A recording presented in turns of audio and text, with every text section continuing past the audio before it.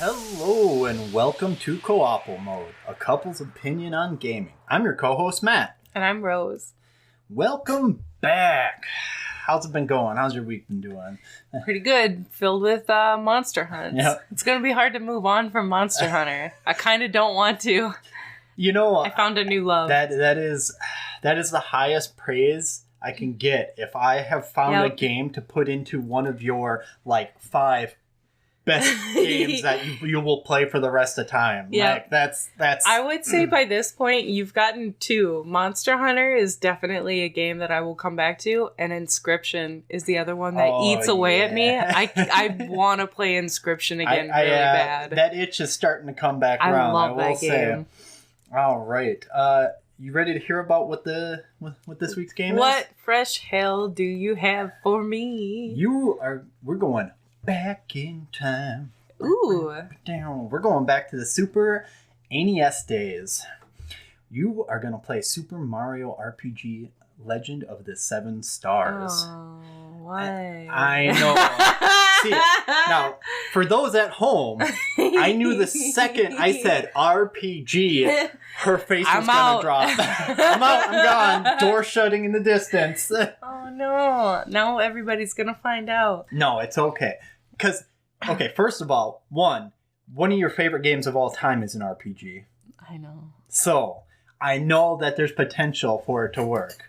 Because you played the hell out of that one. Which one? That was, oh my gosh. It was by UbiArt. Child of Light. Child of Light, thank you. I don't know why I can never remember that name. I really wish they would make a second Child of Light, because I did absolutely love that game. Or even like a spiritual successor. That would be cool. You know what I mean? I love the art style. I love the gameplay. The story was even... Actually, that's when I didn't smash the A button on to try to skip the story. Well, that one had a very interesting story, but that's beside the point. It didn't take too long. We'll have another episode where we talk about our favorite games. Keep it concise, keep it moving. Like we gotta do now. So what kind of game do you think it is, Rose? It's a Mario game. Yeah. It's an RPG Mario game. So me and my party members will stand in a line and take turns attacking something. I can't say you're wrong on that. Yeah. I win. I win that game. But I will say this one, we'll get into that. We're going to move on. So, this game was published by Nintendo and developed by Squaresoft. And for those of you amazing RPG aficionados, Squaresoft is that big behemoth that eventually merged with Enix to make Square Enix. Okay, that makes sense. Yep, so they made the Final Fantasy games. Enix made the Dragon Quest games, and they all combined together to make this like super amazing RPG company, basically. It's their specialty. Yeah, it was actually the last game Squaresoft made for the Super NES, and it was technically the first 3D Mario game before the 64. Oh. Yeah. It was released in May of 1996. It sold over 1 million copies in the US the year it was released, making it the 6th most sold game of the year in the US. And I want to preface this by, in 1996, the 64 came out. Yep. And the Nintendo 64 and Super Mario 64 came out. So Super Mario 64 was the top-selling game of that year. This game still came in 6th on an old console. Like, it was actually, worldwide, the 4th most sold game worldwide that year. That's nuts. So, I kind of want to... That's kind of why I'm like, okay, I want to preface this. Like, this game sold really well. It was pretty popular. It came out the year the 64 came out, and Super Mario 65 and 64. I am mumbling over myself. It came out the year Super Mario 64 came out and still sold really freaking good. And by August of 1996, it was the most rented game in the US for 14 weeks straight. Wow. I actually remember renting this game. And I remember what sold me was like, you can go in 8 directions. Oh my God, 8? Like, it was so, like, as my child brain was like, this is amazing. I can go everywhere now. Like, and I mean, it was good. But it's funny that that's what sold me. And this is really one of those games that just sticks out in my childhood. And so, as I said, it was... technically the first 3D Mario game. Now, it wasn't like full, true 3D like the Mario 64 was, but it actually had like 3D kind of sprites, and you moved around, and it was a fixed camera, but you moved around in a 3D space in this game. The whole idea of the game came out of Mr. Miyamoto's desire to make an RPG game using Mario. So the granddaddy of Super Mario was like, I think it would be cool to have a Mario RPG. Squaresoft at the time was like, we want to make an RPG that's going to do better outside of Japan, because RPGs weren't really huge over here in the West yet. Okay. We had there was some popularity with some of the Final Fantasies that they released over here, but they were really looking to finally sell more than 500,000 copies of an RPG over here in the Western states. Another little kind of interesting fact is Super Mario RPG Legend of the Seven Stars is one of only 7 7 Super Nintendo games. I'm just going to say Super Nintendo, it's easier. To release outside of Japan with something called the SA1 chip. It was this super chip they put in the game cartridge to get more RAM, more processing power out of the Super Nintendo. So it actually, you put this game in, the Super Nintendo can run more advanced things, and that's why this game is possible the way it is, with all the 3D and okay. And how they're able to have enough RAM to actually run the game. So it's actually kind of a fun little interesting side note. And I mean, yeah, it came in at the beginning of the next console cycle, but it's one of only a few games, which I think it's funny. It's one of 7 games in the US, and it's Legend of the Seven Stars. My brain loves to make little interesting tidbit connections like that. The most recent release of this game, it came out on that Super NES Classic. You know how they did the regular Nintendo Mini? Yeah. Yeah, so they had a Super Nintendo Mini, and it came out for that too, so that was one of the ways you can get it. I actually have it on the Virtual Console on the Wii U, so I'm sorry, you're going to have to use the Wii U to play this. Ick! So suck it up, Buttercup. Aw, ick. Yep. This game was... I love you, Nintendo, but the Wii U was a mistake, and we all know it. Well, hey, the Wii U was a step towards the Switch, and that's how I do love the Switch. Yep, and the Switch is amazing. So I love the Switch. I still wish... I was hoping that they would release it on the Super Nintendo Classic, because I have the package for getting all those Super Nintendo games, or at least be able to buy it. But that's not how they've worked the Switch. They're not focusing on being able to buy all those old games on it. It's okay. Why? I think it's because they want to make it part of that the monthly package. You pay for Nintendo Plus, and you get all these games. So I think the idea... On the Switch? Yeah, that's, we got all those regular Nintendo games, Super Nintendo games, and even the 64. They just added 64 Pokemon Snap. We pay for that? Yeah, I pay for that. Oh, dang, I didn't even know. Yeah. See, this is where my money's going. Honestly, it's really affordable. It's cheaper than what I pay for the Xbox Game Pass, but that is a really good deal, the Game Pass. So I'm not gonna complain about that. Just had to tease you. I just thought it magically showed up on my Switch, magic. And I got to play it. Ooh, that's all you need to know. That's all I cared about. The game at the time of its release was really praised for a lot of its humor and the 3D rendered graphics. This was a big deal at the time. And it is. This game has a really fun little quirky humor that later spiritual successor Mario RPG games really did continue on. And this is the game that started it. This is the first Mario RPG. First Mario RPG. This is the granddaddy. It was really good. Made by the freaking granddaddy of JRPGs, Square. I mean, it is. It is just really well done. They really found a good balance for this game, and that's one of the reasons I love it so much. And one of the fan favorite characters, Gino, is one of the guys that you get on your team. Everybody wanted him in Super Smash Brothers so bad. I wanted him in Super Smash Brothers so bad. Yeah? Because I thought he would be so much fun. We ended up getting Cloud. So I can't really complain about the fact that Square Enix was like, here, you can have Cloud and, Dragon Quest hero in there as well. But there's still that part of me is like, why didn't you just give us Gino? We got a costume for Mii Fighters, which is okay. But I wanted an OG Gino. He deserves it. He's just a fun character. So let's get into my feelings on this game. And I want to preface this by, I generally don't say things are my favorite, because I can vouch for that. You don't get that heated about feelings. Well, it's not so much that. I feel like there's such an absolute to it. And I don't like saying things are absolute when I don't, like, it might not be in the future. Like, I say you're my favorite because you are my favorite. And I can say that with full confidence.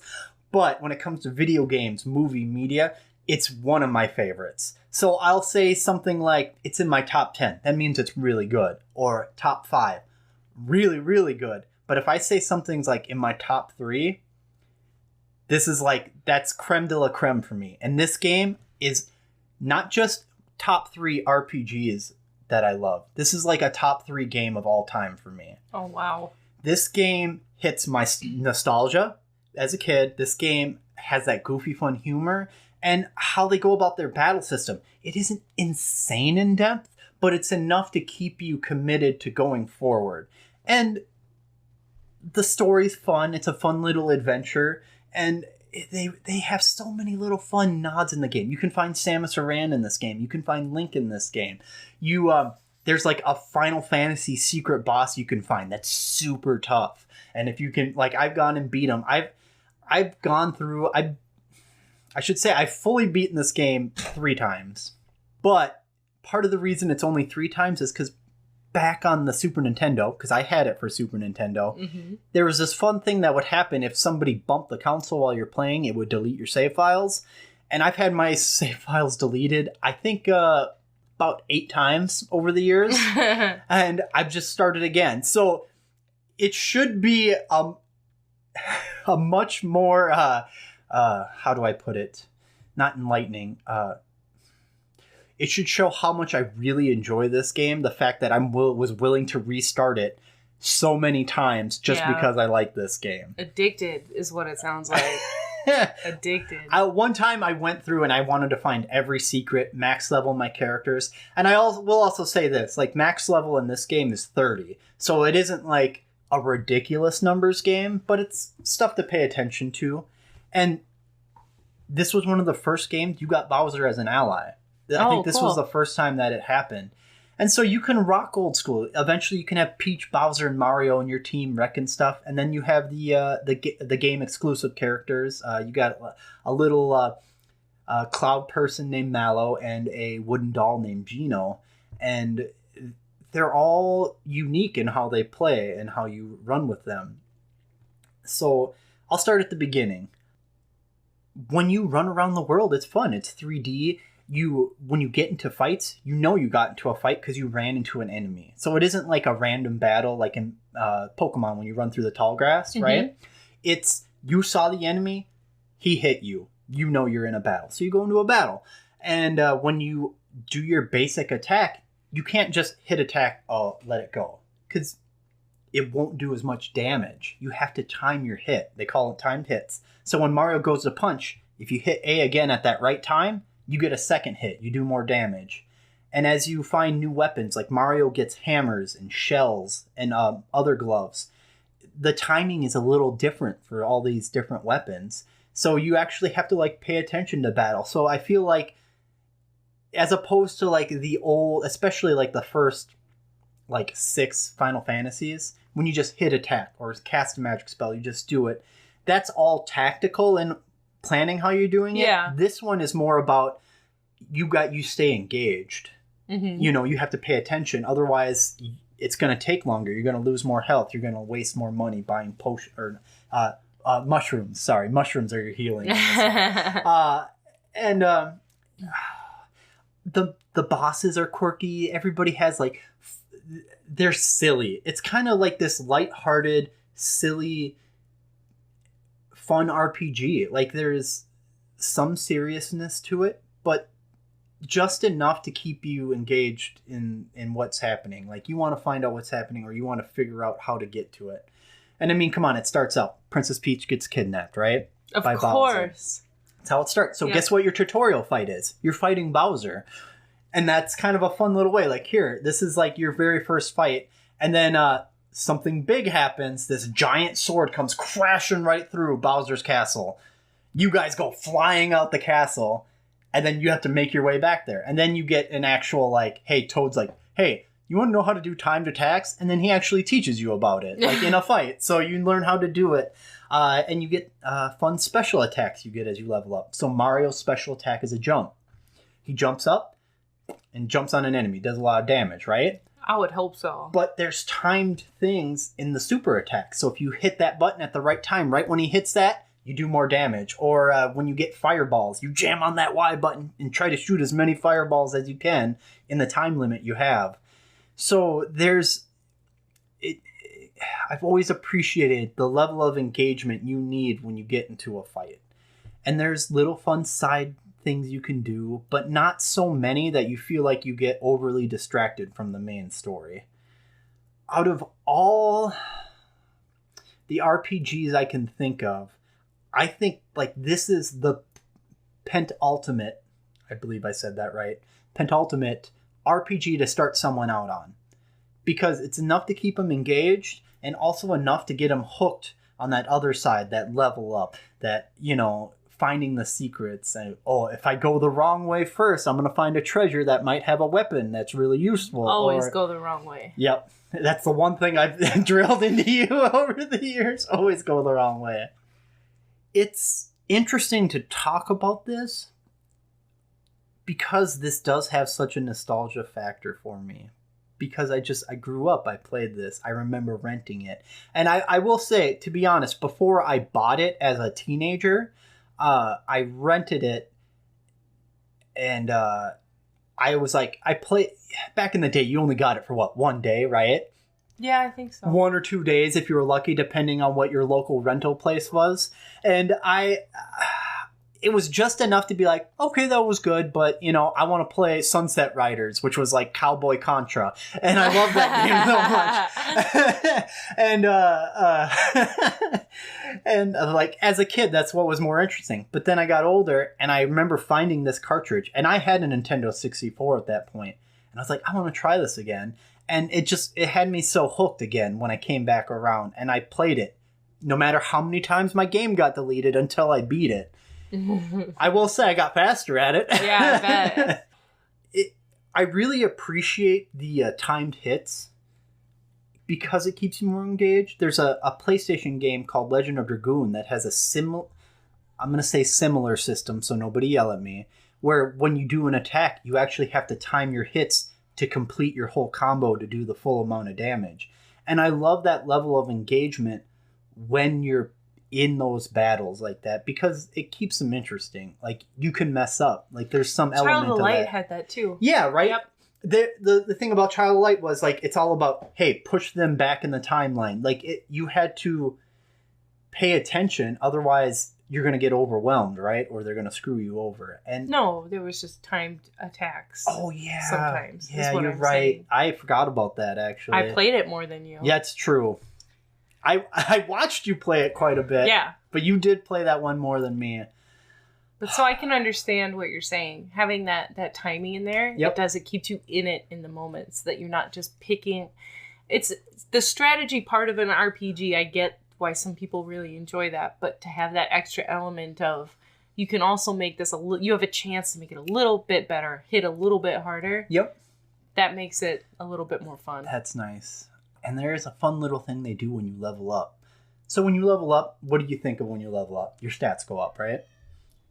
You have this little kind of mini game where you get to pick an extra stat to get a boost. So say you just want more health for your Mario, you could always do that, or more attack. I know some people will just attack every time, and all of a sudden you're doing a lot more damage, but you might not have as much health.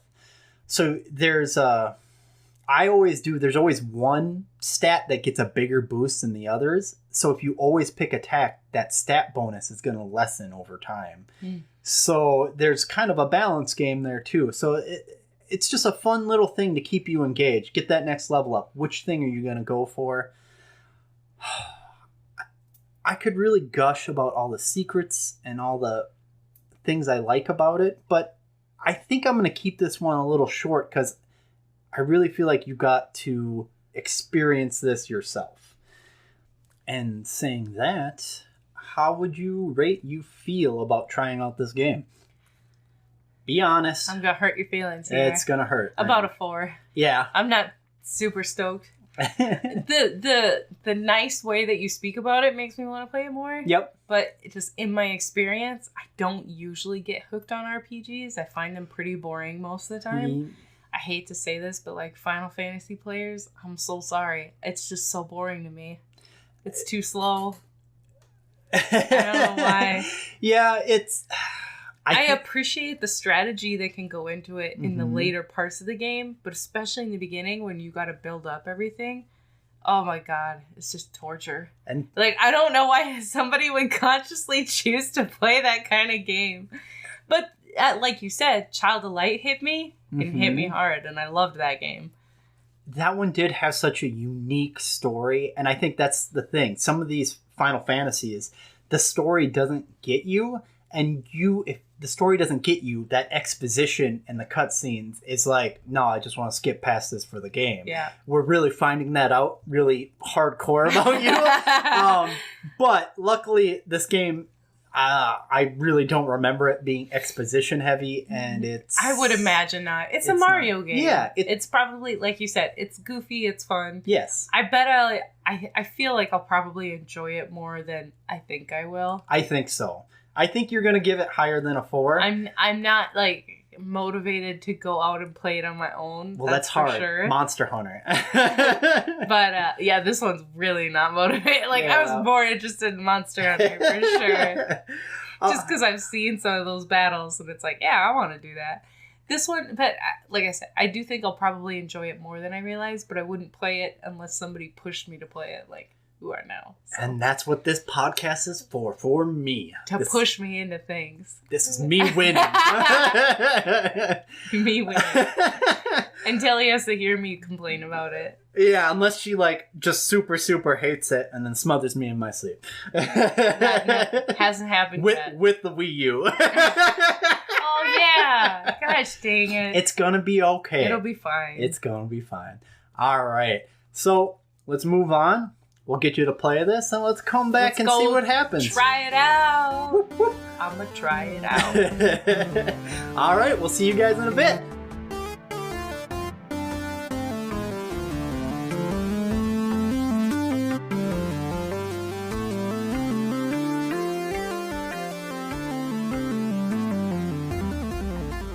Hello, and welcome back.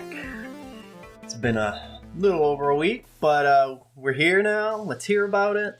What do you think? How you feeling? Tell me all your hopes and dreams. What we got?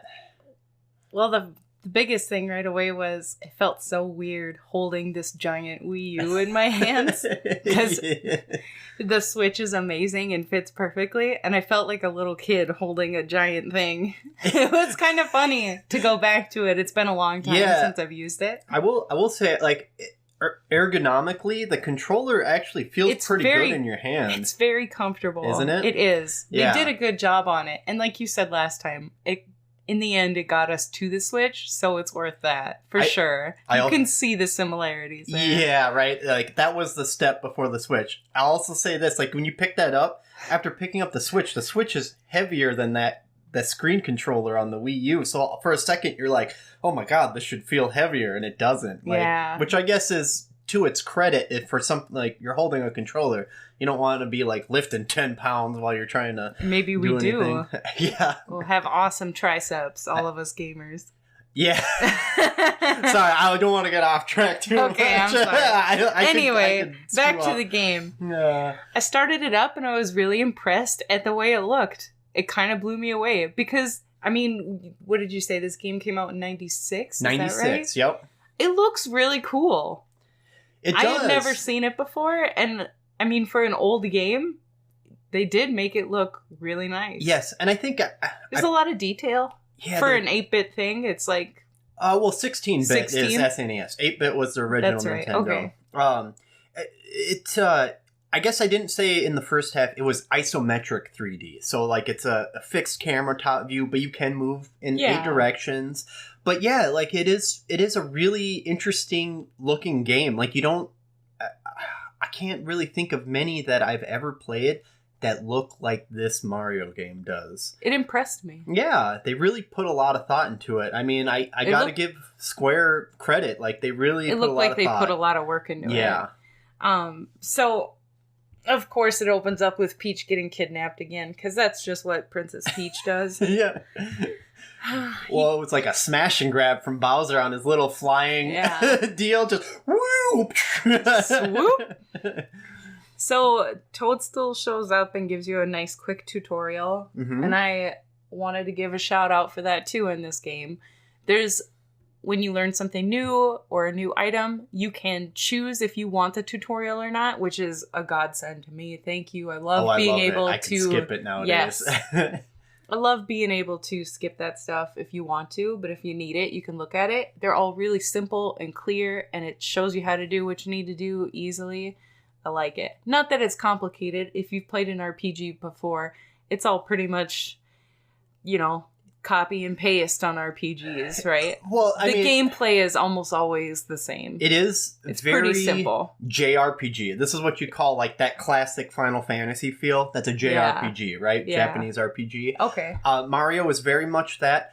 A little simplified, but also nuanced in some ways. So that's what's nice about this Mario. It's like, here's a quick tutorial. You can learn the nuances of this. Instead of like some JRPGs you play, it's like, here's a text wall, right before you get into a battle that you got to read and then get into a battle. Like it walks you through the steps real quick. So, and it only does it once. It's not overly long. It's not in your face. It's not forced on you, and you learn and you move. Like mm-hmm. I think they planned that one out very well. Mm-hmm. So you start cruising around, and this is kind of nice because it gives you like an overall big map with little dotted areas that you can go to. So as Mario, you're kind of cruising around from area to area, and mm-hmm. you choose which area you want to go to, and then you get dropped down in, and there's save points around. There's a lot of cool enemies and stuff. And I was wondering, is this the first game where Shy Guys come in? Mario? No. Shy Guys was a Super Mario 2, remember? Okay. Which is actually Super Mario 2 is only a game that came out here, because in Japan, the Lost Levels was Super Mario 2 over there. But they thought us Americans wouldn't be able to play that hard of a Mario game. So they reskinned... I can't remember what the game was called, and we got Super Mario 2. Okay. But it became really beloved, and that's where Shy Guys originally came from. Okay. Yep. Yeah, because I was excited to see that. Mm-hmm. Each little town that you go to has a shop where you can buy some items. So you can buy, like, new pants for Mario and other characters you pick up that kind of help with your defense or attack. It's all really basic and really simple, but just as a quick rundown, like, it is, like you said, it's a really classic RPG.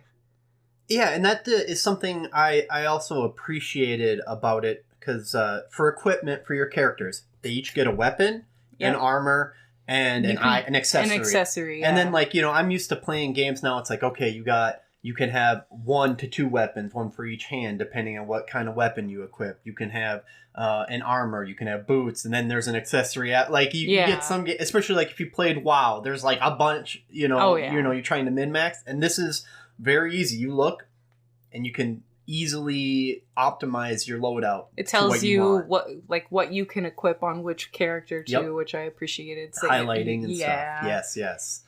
The only thing about that is, they did a really cool job of blending Mario with classic RPG. You still feel like you're playing a Mario game throughout this, which I did really like. He still does his super jump and the way you move around and everything. There's the floating blocks everywhere. Yeah, there's floating blocks to hit. But the cool thing about this game that I really enjoyed was there's a lot of extra like games and puzzles throughout it in random spots that tie it in with being a Mario game.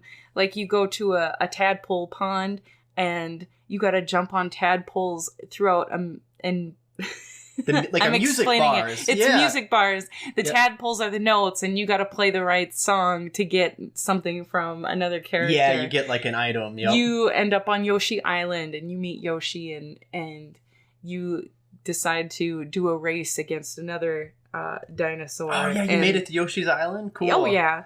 And there's also like a minecart maze, and you're jumping to get coins, and all these little things. Really, you kind of take a break from being an RPG, and it's like, hey, it's Mario time. Yep. I like that about it. That was probably my favorite part about the game. I thought they blended it really well, and it made it more fun for me, because I'm not a huge RPG fan. Yeah. And, like I said before I didn't get into RPGs really hard until I started, I think it was like 13, 14, 12, 13, around there. But I did like this game, and I think there was mini games in between that kind of broke up some of the grindiness that can happen in those JRPGs. Yeah. Just help lighten that mood. It's a fun little sidetrack. Yeah, because it was always fun. You talk about the tadpole pond, and if you learn the right song, that Maestro Toad or whatever, I can't remember his name offhand, he gives you a card so you can buy unique items at a shop. But as you go to other towns, you'll feel, oh, I love this song. It goes, do, re, mi, fa, sol, la, ti, do. And you're like, wait a second. You realize, I gotta go back to the pond and see if I can get another item, That is... I think I mentioned this before. There's a lot of little cool little secrets like that in the game, or nods to other Nintendo games hidden throughout. And I really appreciated the thought that went into everything in this game. Yeah, you could tell there was that there was a lot of work into this game by the creators. As far as like getting party members, your first party member is Mallow, who's like, I'm a tadpole, but he's definitely not. He's a cloud person or something. And then he's super surprised later when they tell him he is not a tadpole, even though he looks nothing like any other tadpole.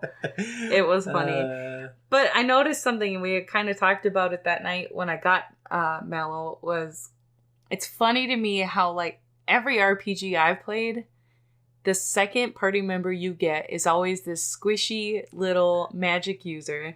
And I wonder why they do that. And I think it's because your main character is usually a decent hitter and more melee attack.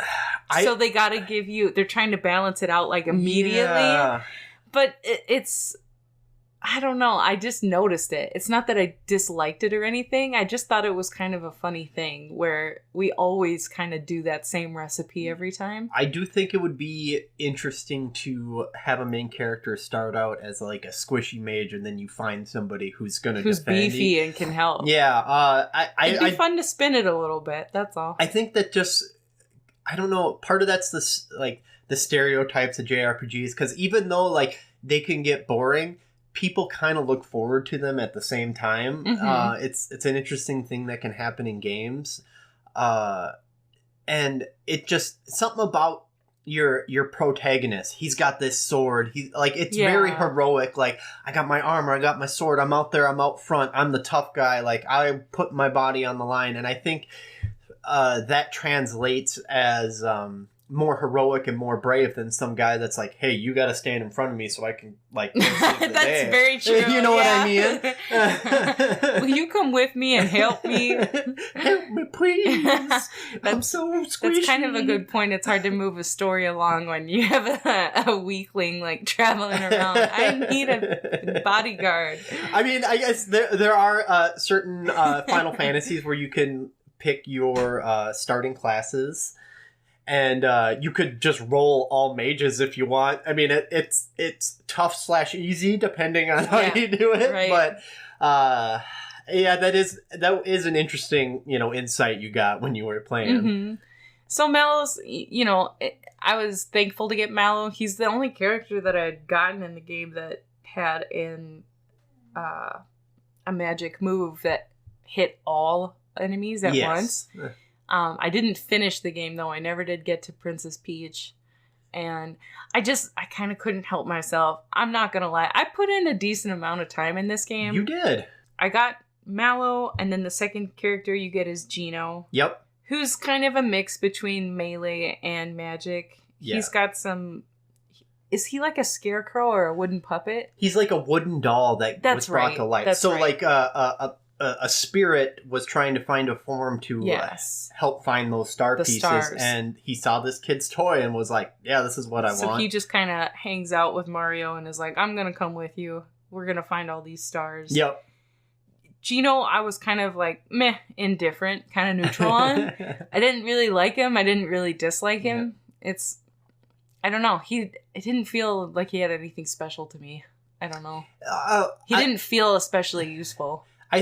Thinking on it now, because like I did actually start a new game myself, and I'm about to get Gino where I was at. I just wanted to give myself a quick refresher, and I remember that almost all the characters eventually get a area effect attack for enemies. Sure. And Gino, I think towards the end, he has one of the highest damaging single enemy moves, other than Mario. If Mario super jump, you can essentially keep jumping into infinity as long as you time your button presses right. Oh, wow. There's actually his best armor you get by completing 100 jumps in one go. Oh, okay. And there's a guy somewhere that keeps track for you. But the hard part is, in between about 12 and 14 jumps, the timing switches to just before you hit the jump to exactly. And you have to just guess that right and then keep going. And it's so hard. I think the most I've gotten is about I've gotten 100 once in my life, but most of the time I get about high 60s, and then it just gets... Oh my god! But then you do a ton of damage because you got that many jumps. That's wild. I didn't know that. Yeah. Fun secret. Yeah. Let me think here. Yeah, I got you off track. Sorry. It's okay.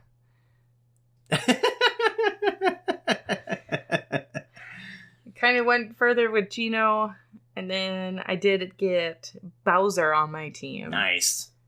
And then I it's kind of your fault that I ended up dropping this game too, because one night you were like, let's play Monster Hunter, and I was not going to say no to that. Yeah. I was itching to the whole week. I know! I would have rather have been playing that, but, it's good to try new things. And like I said, there's things about this game that I do appreciate. I think there's a lot of work into it, and I think if you like Mario, you'll enjoy it a little bit. I mean, I didn't hate playing it. There's things that are fun. I love the extra side things, like the minecart maze and stuff like that. There's a lot of NPCs around that you can talk to. There's a lot to look at and to do. Like you said, there's a lot of little secrets everywhere. Yeah.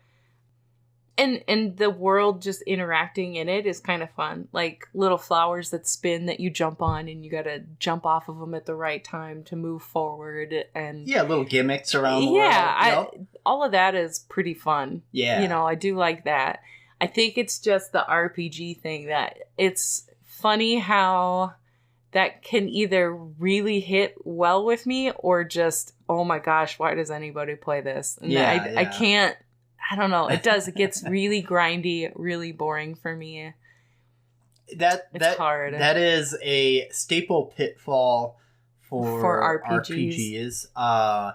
Is that grind. Some people love the grind and they will go because you can power up your guys. Some people try to ignore the grind and push through and see how far they can get without getting as many levels. There's different ways people will go through these games sometimes, but I understand that, because in the beginning of these games, I am happy to grind. I will run over every enemy. I will get everything. But I do enjoy leveling up. And I liked in this game, when you level up, you get a choice of bumping up your HP, bumping up your magic or your defense and attack, yep. or bumping up your melee attack and defense. I thought that was pretty cool. Yeah, and it might only be a point, but it's still, if you keep leveling up, that's going to add up to be a lot. And you can... on certain characters, you can really boost certain things. Oh, I do like that. I also liked I forgot about this in the first half, but when I was replaying it, when you're fighting enemies, sometimes you get what's called a lucky flower. So you'll kill an enemy, and all of a sudden a flower shows up. You get your HP raised to max, or you get an extra free attack immediately, or even you get what's called the lucky flower, and you can potentially risk your XP or double it. And that's kind of just it's a fun little mechanic. like a fun surprise that can happen sometimes. Yeah, on random enemies, you never know what it's going to happen. So, I mean, the game does really try to help you out and boost you up. You never feel like it's too hard or anything. And that's kind of nice. Now, I know you ended up playing it without the sound because you... I listen to it sometimes because you were a little upset that you're like, you can't even hear the beautiful music. I know, you're missing And I get out. it. It's because it's so nostalgic for you. Yeah. For me, not knowing this game at all previously, I was like, okay, it sounds like it's Super normal. Nintendo music. Yeah, you know.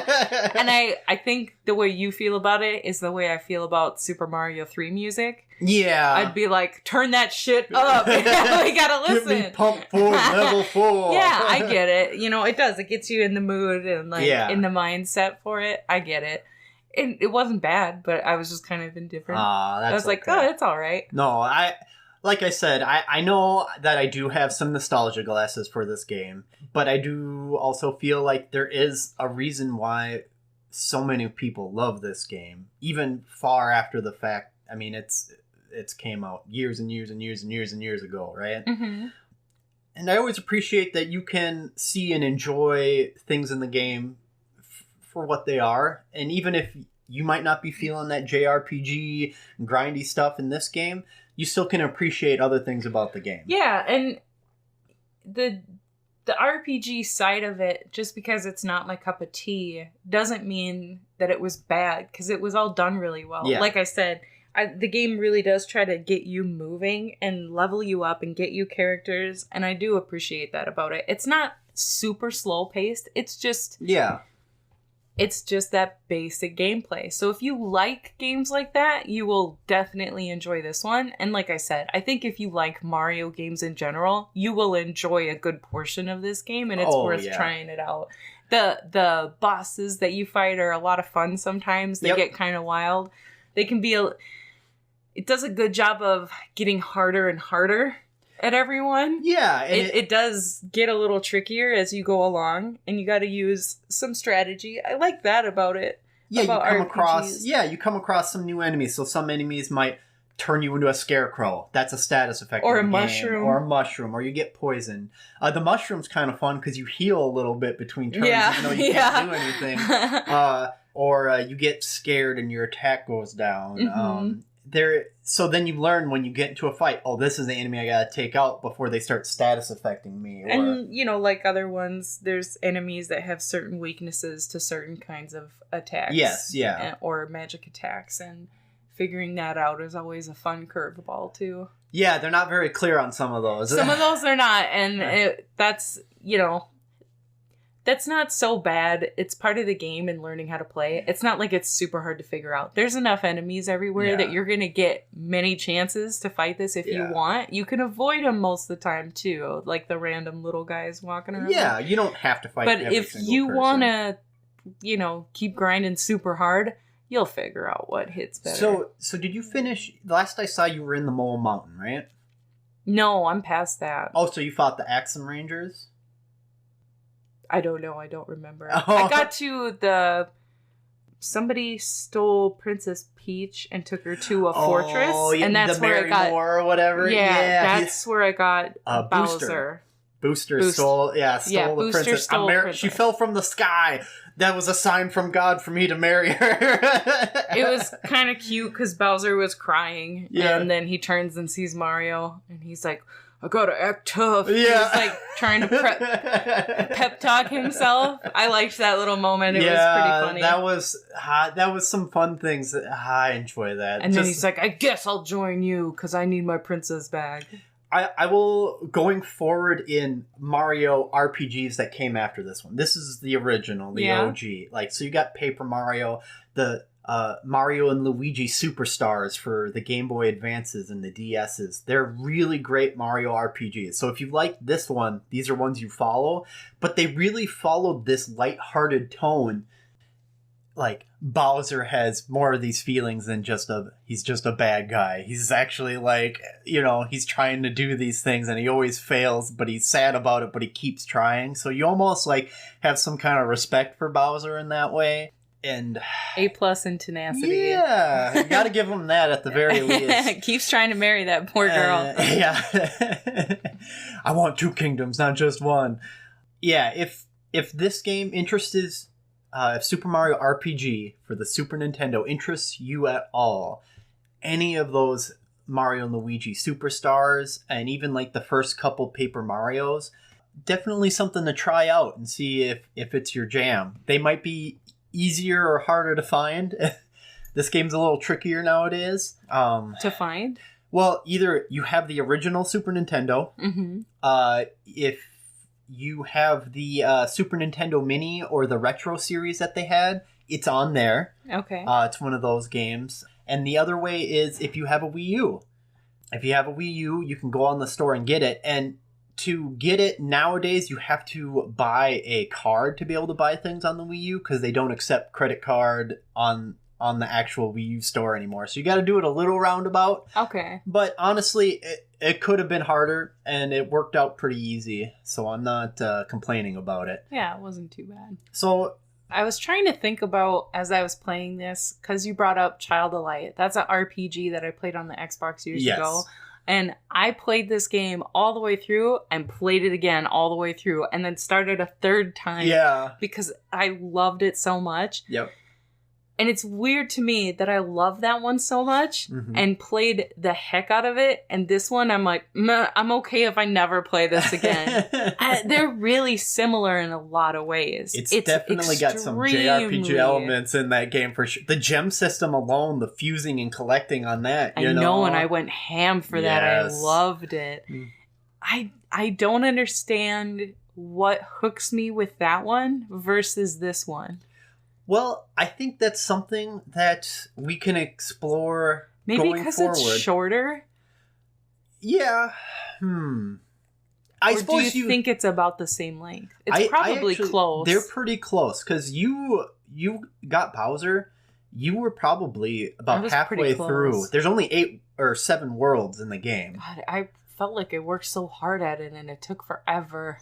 Yeah, yeah, I would say you were about halfway. Once you get the full party, I think there's like 2 or 3 worlds that you have to hit, and then you go into the final boss area.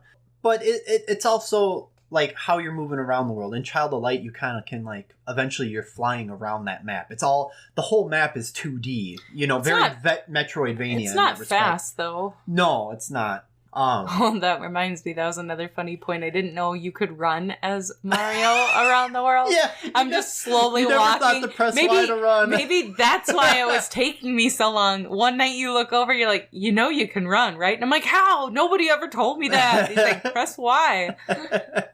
That's one of those things where like I'm used to like is there a run button? That's like the first thing I try to figure out about any game. Like, how do I run? I think I tried to check, but I don't know. I did a bad job there. Usually I check that too, but well, back in the SNES days, you came with an instruction booklet, and it would have told you everything in there. I think I was just because I didn't have an NES growing up. I think I was just thinking regular Nintendo, and I was like, I have an A button and a B button. Oh, I just didn't assume. That's probably what. Yeah, it was. You kind of made a leap to 64. Yes. Yep. And then we had so many buttons to push. Yeah, and freaking 3 places to put your 2 hands. Nintendo, it worked, and I don't know why Nintendo thought, let's do it. That still blows me away to this banana bunch controller. Yeah, right? Oh, man. Good Lord. I love it, though. Yeah, they had some interesting controllers over the years, for sure. Well, I think... I was going to say, it will be interesting to find out maybe what in an RPG can hook you, because I have a couple other grade A RPGs in my list, and I'm not gonna swamp you with them one after another. I'm not that mean. God. I need it's good to have a change of pace. I'm gonna spread it out. There is one more Super Nintendo one, which is a lot of people think is one of the best RPGs of all time. Another more recent one that is currently like it is one of my favorites too. Like, these are both very good, very well done in different ways, which will be interesting to see. But I think let's go with some wrap-up questions. What would you give this one game out of 10 now? I want to give it a 6 out of 10, and I'm boosting it up from a 5 to a 6 because I do appreciate there was so much work in this game, and it is a really good blend of Mario plus RPG. Yes. I think they nailed that absolutely perfectly. Yeah. It couldn't be better. The enemies, the characters, the scenery, the music that feels it's just great. I think it's just that me personally, like I said before, I don't really care if I ever play this again. Yeah. So I really don't want to give it higher than that. But, you know, it was fun. And I didn't hate it at all. I don't want... I always feel bad when I give things a lower rating. Yeah, but it's okay. That's just kind of how I feel about it. Like, it was good. It was good. Well, that's okay. Kind of what it is for me. I was surprised you played it more than I thought you were going. Because I could kind of feel it out after a while. So there's definitely things you enjoyed about it. I also really want to try to give things more of a fair chance. Because, again, I start games and I just am a little pissant about it for a while. So I'm getting better at that anyway, I think. So we'd say if you love Mario or you love RPGs or both, you're going to love this game. Yeah, give it a shot. It's fun. Give it a try. It's... You know, there's some games that, like, you feel people should just try. Like, the old, like, Super Mario 3 or Super Mario World for the NES. Oh, yeah. This is one of those games I really feel everybody should give a try once. I mean, if you absolutely hate JRPGs, Final Fantasy RPGs, I'm sorry, this ain't gonna work for you. It's not gonna happen. Even if it's not completely your thing, but you don't hate it, this is a game you should try at least once. It's kind of nice to be able to jump around and go from new games to old games and everything in between. Yeah. Because just because something was made 20, 30 years ago, it can still be so much fun. Yeah, we were playing Super Mario 3 on the Switch just last night. And that's one of those ones we just love to play through every so often. Having a good time. Yeah. And it's crazy like how hard it is. I think sometimes you think an older game's going to be easier compared to the things that we play now. I know. Everyone, gets pumped about Elden Ring, and then we're just getting our ass kicked by like a swirly bar in Super Mario 3. Yeah. It's a different kind of playing, but it's still a lot of fun. People really do forget how hardcore some old of games that stuff were can be. I still say this, and I will say this till the end of my days. One of the hardest games I've ever played was a freaking Mickey Mouse game for the Super Nintendo. And I would say this. I pretty much played this because I was like, I'm going to get to the end. You fight this big bad boss Pete at the end. You're throwing your marbles. And freaking, he has 3 stages. And he was 1 hit away from dying. And I finally died my last life. And I did not play that game for like 6 months. I did not pick it up. I was like, no. Sometimes you gotta walk away. Yep, and I came back and I did finally beat it, but it was just like, I was so mad that I got that 1 hit away from beating the game that I was like, nope, I gotta take a break because I hate playing it. So, I think we'll leave off our Super Mario discussion there. Yeah. Thank you for listening. I mean, we appreciate you guys tuning in, checking out. If you enjoy it, share it with somebody if you think they like video games or they're trying to get their buddies or their spouse into it. This might be a good podcast for them. We always appreciate it. Any closing comments you got? Nothing? You good? A giggle? All right. Well, I'm Matt. And I'm Rose. And this has been Co-ople Mode. You keep gaming with your bestie. Ta-ta!